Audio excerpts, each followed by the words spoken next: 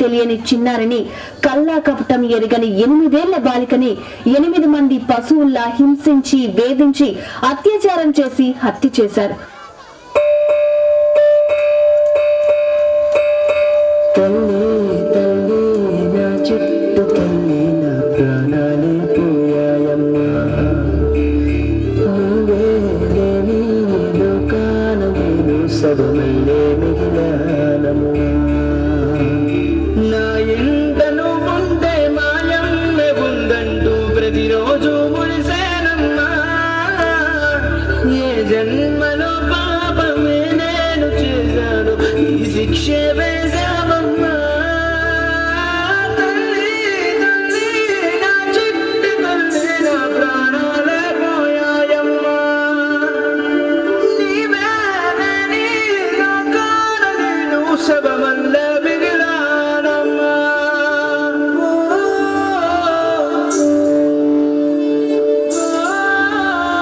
అత్యాచారం చేసి నోని ఊరి తీయాలి, మేడపట్టి గొంతు పిసికి కాల పెట్టాలి. నేను చెప్పేదంతా లోకం మొత్తం వీణ పాడాలి.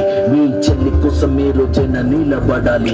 నేను పాడేది పాటల్ని కాదు చిన్నారి మాటలే ఇవి. కన్నులు కల్లార తడి కాపాడేదెవరు మరి? అమ్మాయిల వాక్యలలోనే సంఖ్యలు బంధించి మరి రంగుల ముగ్గుల పొడి రక్తంగా మారిని పడి. మమ్మీ నువ్వు ఇంట్లో వదిలేసి వెళితే, అంకల్ నచ్చి పట్టి మీద మీద పడితే ఏమని చెప్పను నేను, ఎవరికి చెప్పను నేను. మీరే నేర్పించారు పెద్దోళ్ళు దేవుళ్ళు అని. ఎందుకు మమ్మీ పుట్టించాడు డాడీ నన్ను? అసలు వినాలనుకున్న నేను చందమామ కథలు. ఆడపిల్ల బాధలన్నీ చెప్పుకునే బదులు పుట్టగానే చంపేస్తుంటే తప్పుతుండే విసురు. చిన్న బట్టలు వేసుకుంటే చంపేయాలా? ఇంకెన్ని రోజు దాచుకుంట ప్రాణం ఇలా? నేను చదువుకోయాలా లేదా బడికెళ్ళాలా? న్యూస్ పేపర్ మెన్ స్టోరీ అయిపోయా నివాళ.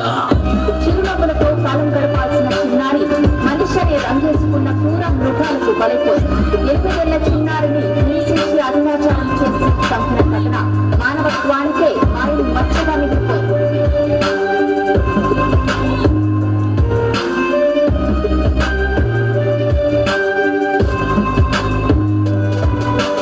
విలేజ్ పిల్లాని కాలేజీకి వెళ్ళాను, డిస్టింక్షన్ కొట్టేసి డిస్ట్రిక్ట్ లో దాటాను. సిటీకి రాగానే సిటీలు కొట్టారు, నల్లగున్నానని నేను నవ్వుల పాలయ్యాను. తల మీద చీవేసి దీవించి గురువులు నడు మీద చీవేసి కోరారు పరుగులు. జింక పిల్లలాగా నేను తీశాను పరుగులు, చనిపోయిన కూడా మీద పడ్డారు గురుగులు. ఏదో సాధిద్దామని క్లాసెస్ కి వెళ్తే ఓ వ్యక్తిల వంటున్నా వెంట పదనే. చిన్న చూపు చూసి నా చున్నీ లాగాడు, యాసిడ్ దాడుల్లో నా పేరెక్కించాడు.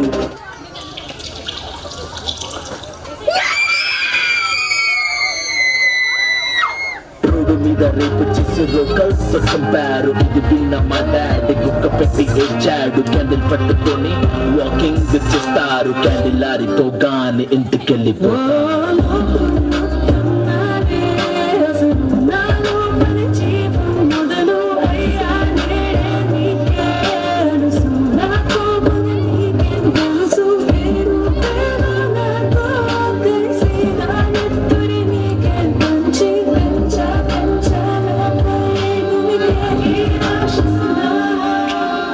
పుట్టగానే ఏడ్చినప్పుడు తెలియలేదు, చచ్చే వరకే